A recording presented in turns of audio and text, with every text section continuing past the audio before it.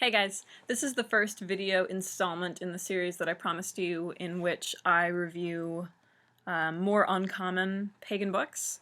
I'm starting with Fang and Fur, Blood and Bone, A Primal Guide to Animal Magic by Lupa. And I'm sorry, I use my computer and it makes the video backwards, so I don't know, hold your laptop up in a mirror or something.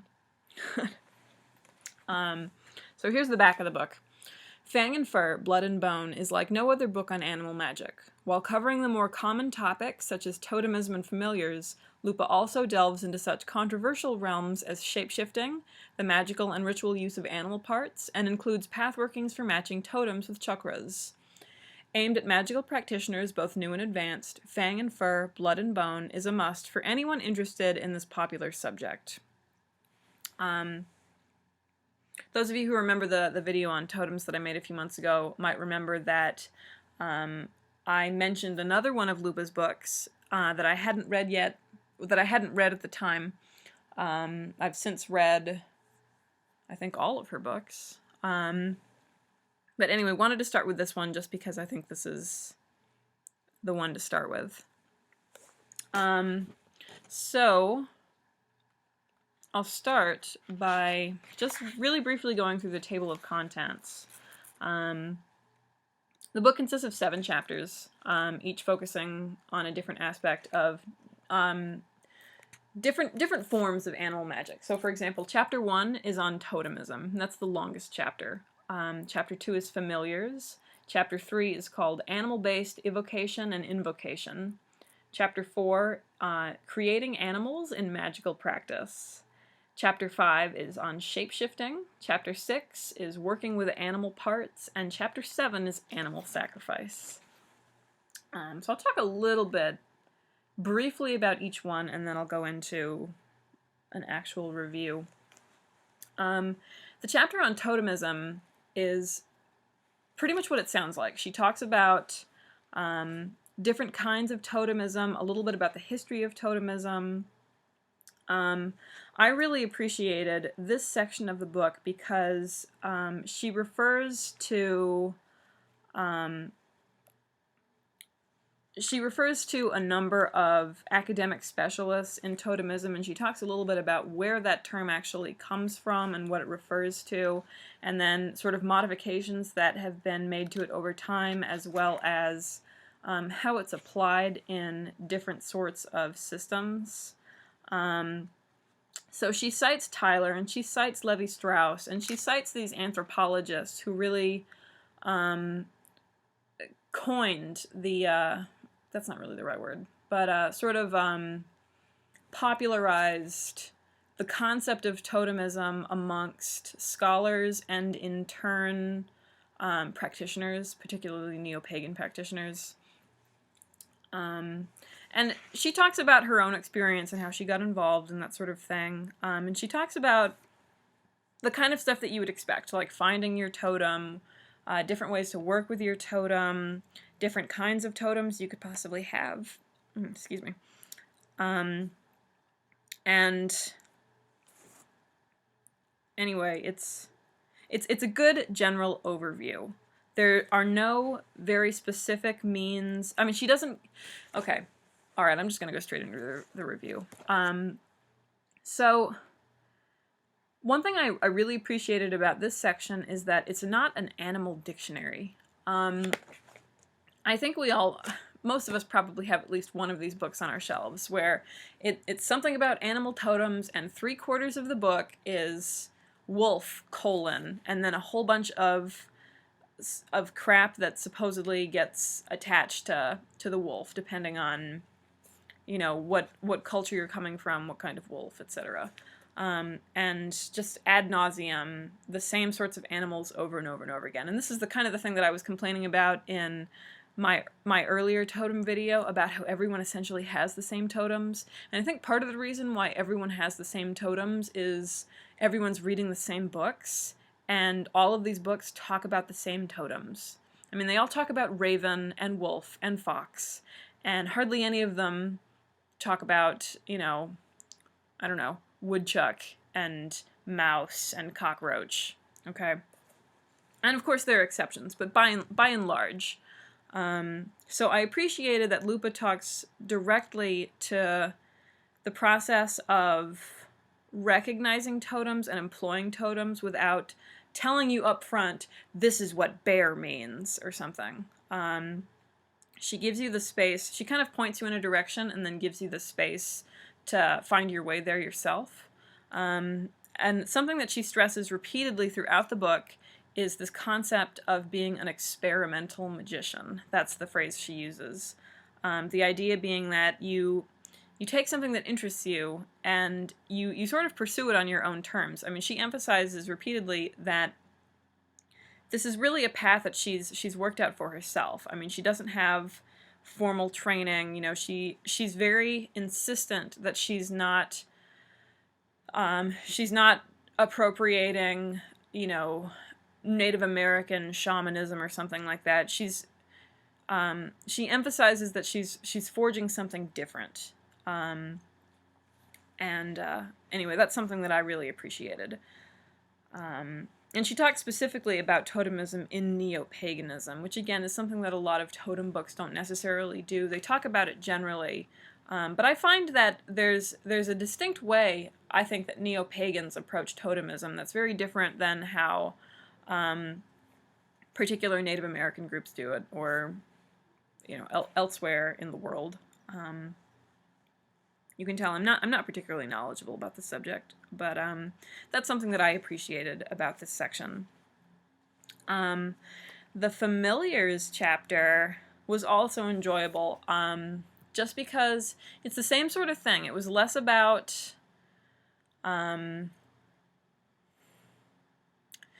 it wasn't this romanticized idea of what a familiar is and how magical it is to have one. It was more about like the history of the concept of the familiar and how it might be useful in your practice, how you might go about establishing a relationship with a familiar. And my favorite thing as an animal welfare advocate was that she emphasized the relationship between an animal and his or her caretaker.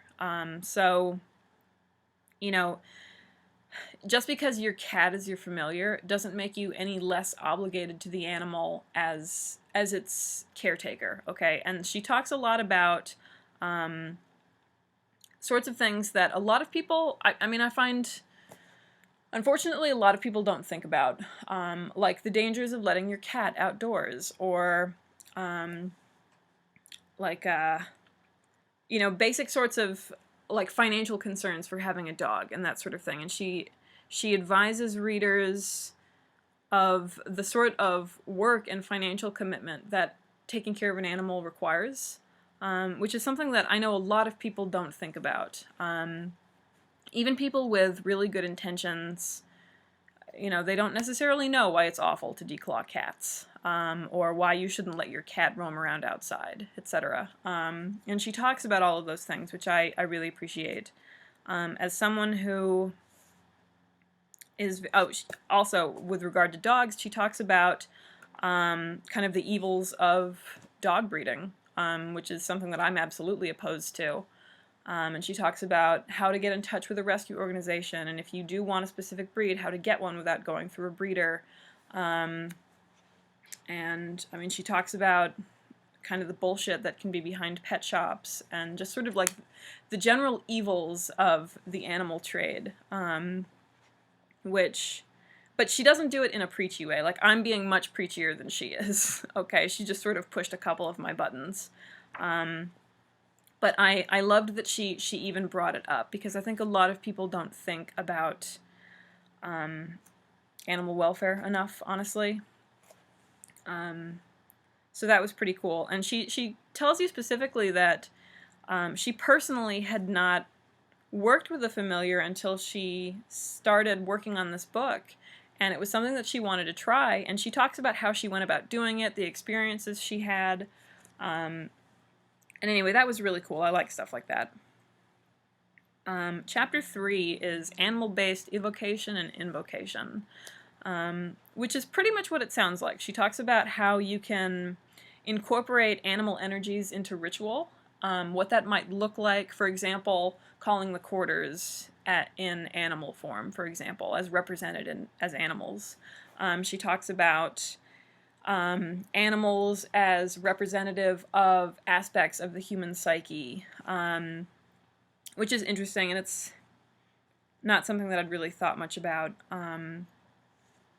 She talks about employing fantastic animals, so like mythological creatures, and also fictional animals into ritual, and sort of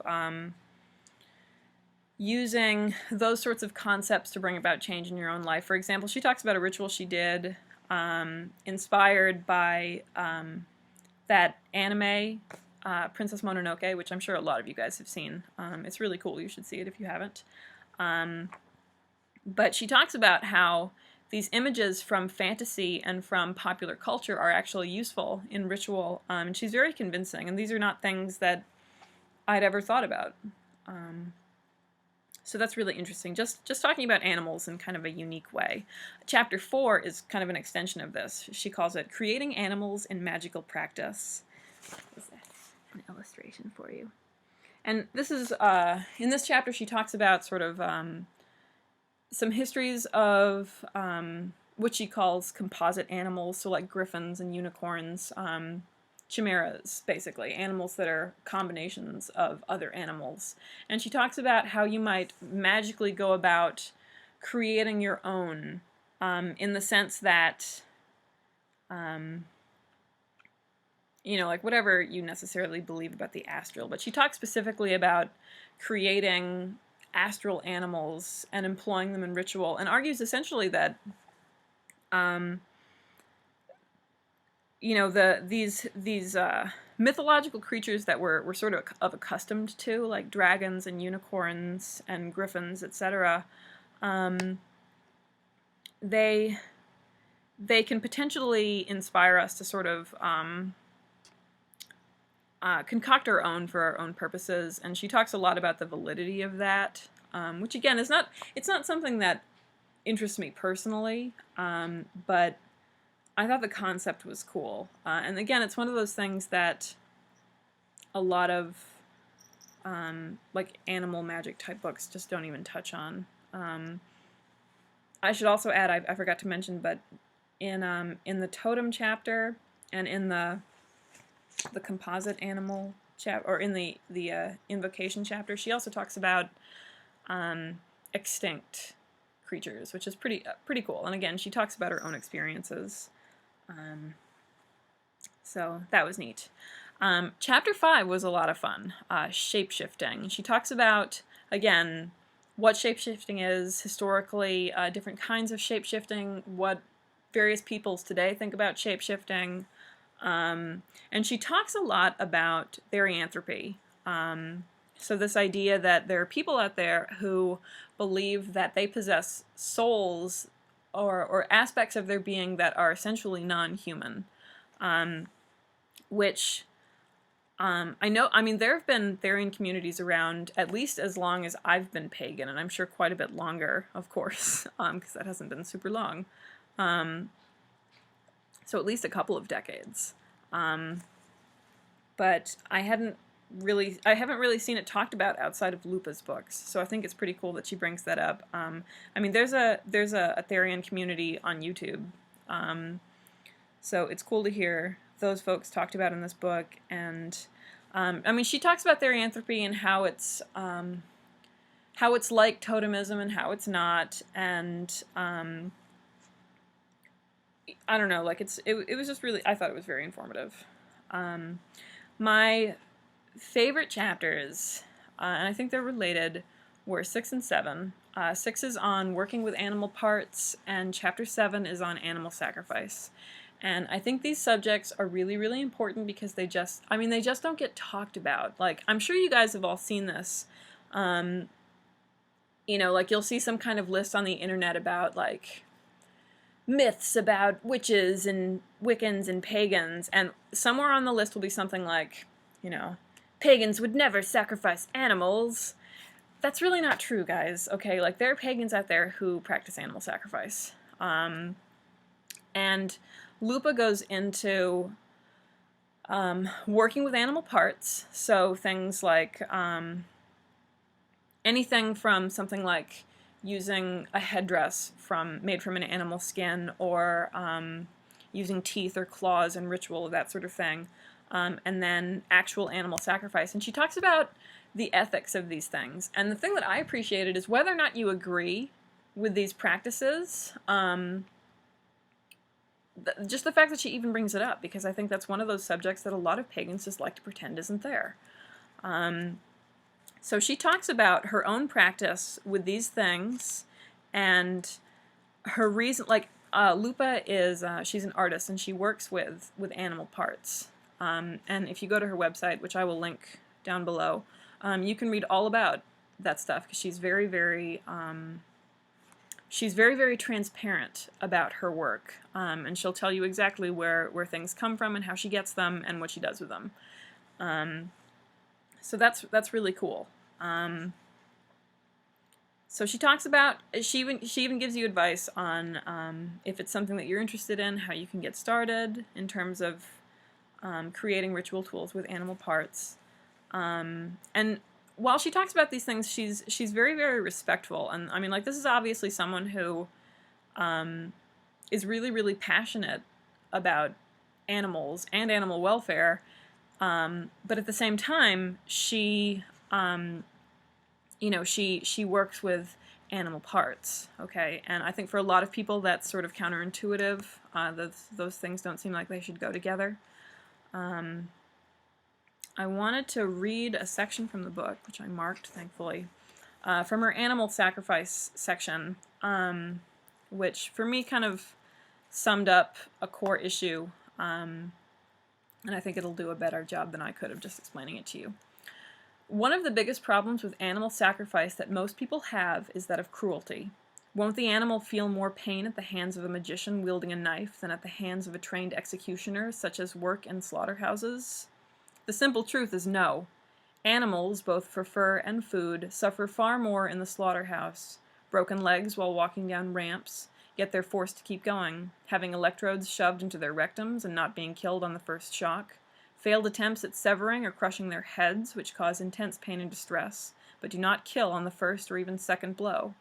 No, this is not a humane way of obtaining food. Isn't a swift, clean death far preferable? This is the way a magician would do it. Animal torture has never been part of the sacrifice. After all, ignoring any questions of cruelty, who would want a battered and broken gift in exchange for services rendered? The quickest, most painless methods available to the modern magician for the killing of a sacrifice is slitting the throat of the animal with a very sharp knife, or swiftly, cleanly breaking the neck, etc. I mean, she just talks about the problems that pagans typically have with something like animal sacrifice, and she talks about the nature of sacrifice, which again, it's a topic that I feel is really glossed over in paganism. So anyway, this video is getting a little bit long, but I really enjoyed the book. I loved that there wasn't a dictionary.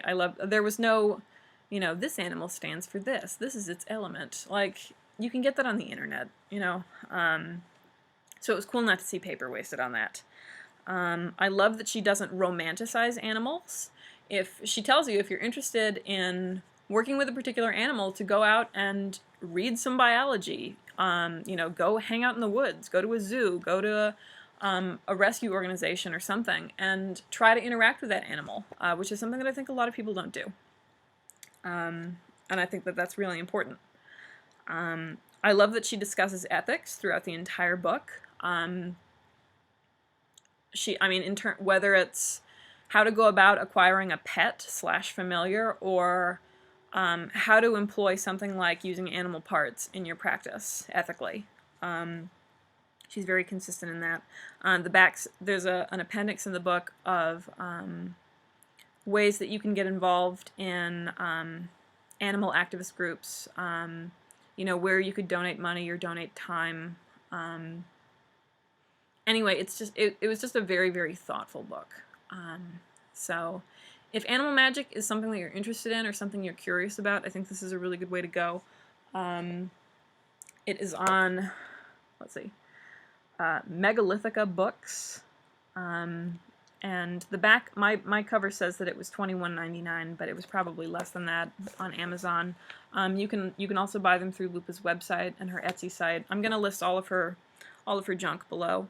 But anyway, you should check her out, and you will definitely see her again on these review videos. So if you guys have specific questions, leave a comment. Sorry this was so long. I've never done a book review, so if this sucked or if you want to see something different, let me know, because I can change it up next time. So.